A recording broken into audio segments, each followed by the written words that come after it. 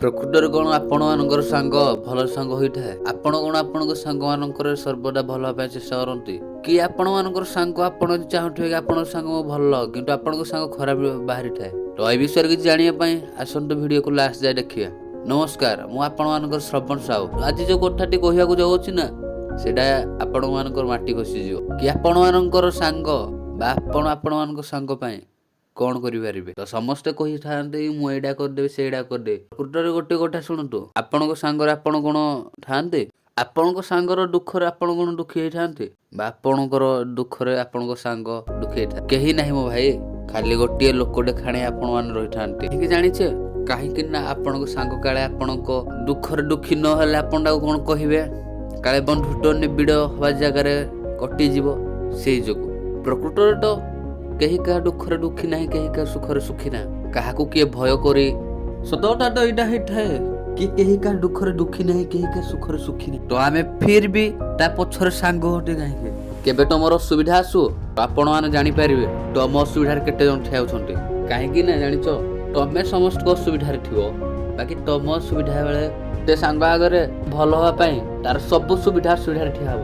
ତମର କଣ, ତମେ ତାର ସୁବିଧାରେ ଠିଆ ହବ, ଅସୁବିଧାରେ ଠିଆ ହେଲା, କିନ୍ତୁ ତମର ସେ ସୁବିଧା ବା ଅସୁବିଧାରେ ଠିଆ ହେଲା ନାହିଁ। ଟଙ୍କା ଯାହା ପାଖରେ ସବୁ ଲୋକ ତା ପାଖରେ, ଜାଣିଛ କାହିଁକି ନା ଜଣେ ଟଙ୍କା ଥିବା ସାଙ୍ଗ ଆଉ ଜଣେ ଟଙ୍କା ନଥିବା ସାଙ୍ଗ ଏଥିରେ ଫରକ କଣ? ସେଟା ମୋ ଠାରୁ ଗୋଟେ ଅନ୍ୟ କେହି କହିପାରିବେନି। କାହିଁକି ନା ମୋର ଜୀବନରେ ଏମିତି ଦିନ ଘଟିଥିଲା। ମୋ ସାଙ୍ଗ ବହୁତ ଧନୀ କିନ୍ତୁ ମୁଁ ବହୁତ ଗରିବ।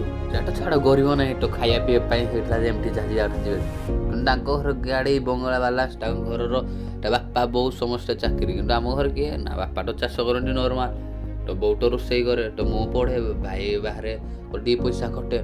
ପଇସା ବା କୋଉଠୁ ଆସିବ? ତ ଦିନେ ଏମିତି ହେଲା କି ବାବା ଯେମିତି କାମ କରିବାଟା କରୁଥାନ୍ତି, କିନ୍ତୁ ଏମିତି ହେଲା ତାଙ୍କୁ ମୁଁ ପଇସା ମାଗି ସାଙ୍ଗ ଦେଇଠାରେ ତ ମୋର ତ ଧାର, ତ ତାଙ୍କୁ ମୁଁ ମାଗିନି, ମୁଁ ତା ବାପା ମାଙ୍କୁ ମାଗିଲି। କାରଣ ମୋର ଏଜ୍ ହେଲାଣି ସେଇ ଟାଇମରେ 24 ଆଉ ତାର ଏଜ୍ ହେଇସାରିଲାଣି ସେଇ ଟାଇମରେ ସେଇ 24-25।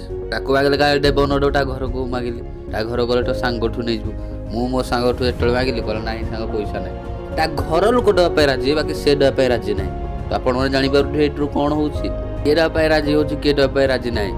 ଆପଣମାନଙ୍କ ଯେ ସାଙ୍ଗ ସେ ଦେବା ପାଇଁ ନାହିଁ କରୁଛି, କିନ୍ତୁ ତା ପରିବାର ଲୋକ ଦେବା ପାଇଁ ହଁ କରୁଛନ୍ତି। ଏଥିରୁ କଣ ବୁଝନ୍ତି? କିଛି ନାହିଁ ମୋ ଭାଇ। ବହୁତ ଟଙ୍କା ଇନକମ୍ କର, ସାଙ୍ଗସାଥି ଭାଇ ବନ୍ଧୁ କୁଟୁମ୍ବ ସବୁ ଆସିବେ ଆପଣଙ୍କ ପାଖରେ। ସାଙ୍ଗ ତାକୁ କୁହାଯାଏ ଯେ ସାହାଯ୍ୟ ବେଳେ ଆପଣଙ୍କ ପାଖରେ ଥିବ, ଦୁଃଖ ବେଳେ ଆପଣଙ୍କ ପାଖରେ ଥିବ, ସୁଖରେ ଆପଣଙ୍କ ସବୁବେଳେ ଆପଣଙ୍କ ପାଖରେ ଥିବ। କେବଳ ପଇସାକୁ ଗରିବ ହେଲେ ବି ଆପଣଙ୍କ ପାଖରେ ଥିବ। ସେତେବେଳେ ଆପଣଙ୍କ ପାଖରେ ଗୋଟେ ଗରିବ ସାଙ୍ଗ ଥାଏ ନା, ସେ ଗୋଟେ ମାର୍କ କରିବେ, କଲେଜ ହଉ ବା ସ୍କୁଲ ହଉ ଆପଣ ପଢୁଥିବେ ଯିଏ ଜାଣିପାରିବେ ଯାହା ପାଖରେ ପଇସା ଅଛି ତା ପାଖରେ ଆପଣ ଦୂରେଇକି ରୁହ, କିନ୍ତୁ ତା ସହିତ ଯିଏ ଆପଣଙ୍କ ସହ ମିଶୁଥିବେ କେହି ଆପଣଙ୍କ ସହ ମିଶେନି। କାହିଁ ଜାଣିଛ? ସବୁବେଳେ ମୋର ଟଙ୍କା ନାହିଁ ତ କିଛି ନାହିଁ ଦୁନିଆରେ। ଯେତେ ଯାହା କହନ୍ତୁ ନା କାହିଁକି, ଜୀବନ ଏମିତି ଗୋଟେ ନଈରେ ଆମେ ଛନ୍ଦା ହେଇଛେ ଯୋଉଥିରେ କେବଳ ଟଙ୍କା ହିଁ ଟଙ୍କା ଦରକାର, ଟଙ୍କା ବିନା ଅନ୍ୟ କିଛି ନାହିଁ।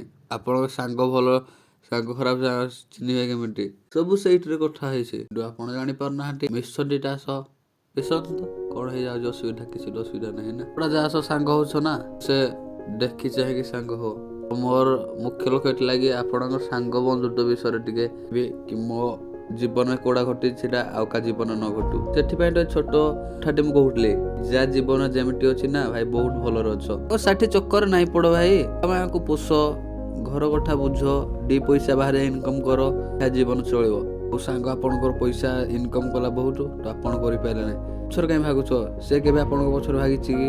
କେବେ ଆସିକି ଦେଖିଛି କି ମୋ ସାଙ୍ଗ କେମିତି ଅଛି କେମିତି ନାହିଁ? ବହୁତ ଗୁଡେ କଥା କହିସାରିଲା ଟି, ତ ଆପଣ ମାନେ ଜାଣିବା ଦରକାର। ଯିଏ ରେଗୁଲାର ଭିଉଅର ସେ ଜାଣିପାରିବ କି ଆଜି ଭାଇ ମୋର ଟିକେ ତଣ୍ଟି ବସିଯାଇଛି, ଟିକେ ଥଣ୍ଡା ହେଇଯାଇଛି, ତ କିଛି ନାହିଁ, ନେକ୍ସଟ ଚଳିବ।